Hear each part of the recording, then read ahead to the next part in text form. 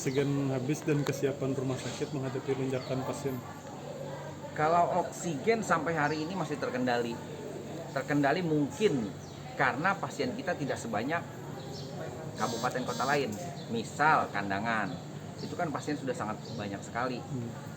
Kita masih ada stok 53. Itu bertahan sampai 2 hari.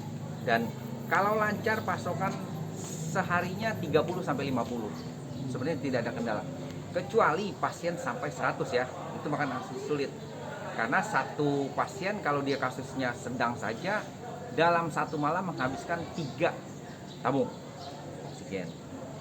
Nah itu anunya. Kemudian antisipasi, kita punya yang sudah ada ruang karantina kita itu yang pertama Bougainville yang dibangunkan baru itu 6 kapasitas tempat tidur. Kemudian ruang ROS, ruang kelas 2 itu dengan 32 berarti 38, dan ruang bayi Perina itu dengan 5. Berarti kita ada 43 tempat tidur isolasi COVID. Nah, strateginya setelah ada lonjakan lebih dari 30, sebenarnya belum kita kondisikan ruang melati dengan kapasitas 38 tempat tidur menjadi ruang isolasi. Nah, selain itu antisipasi berikutnya pasien dialihkan ke ruang anggrek. Ruang anggrek kelas 1, kelas 2, kelas 3. Dan tidak hanya menerima yang berat, artinya skala prioritas, yang emergensi ditangani.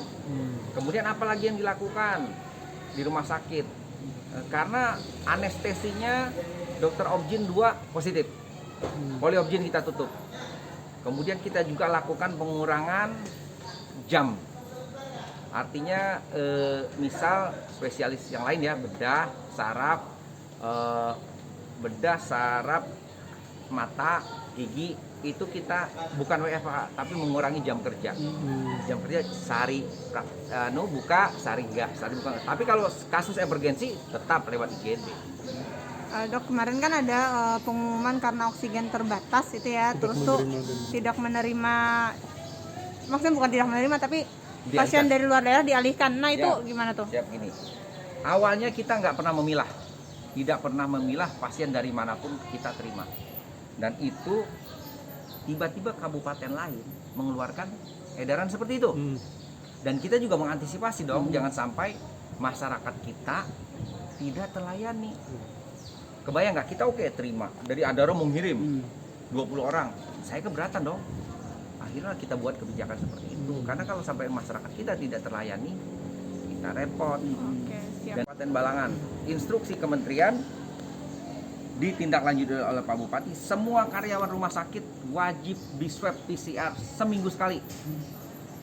Dan itu rasa-rasanya kabupaten tetangga kita tidak melakukan dengan alasan dana dan lain-lain apa, nggak tahu lah ya. Luar biasa kalau menurut saya, karena tadi saya tanyakan rapat kemarin, Pak ini kita teruskan atau tidak swab setiap minggu untuk karyawan rumah sakit. Ada 2 menurut beliau. Kalau kita tidak lakukan, keselamatan tenaga kesehatan dan pasien yang dilayani seperti apa? 1. Yang kedua, kalau dilakukan tentu akan ada yang bertumbangan. Tetapi lebih baik dilakukan. Kalau terjadi kekurangan tenaga seperti apa?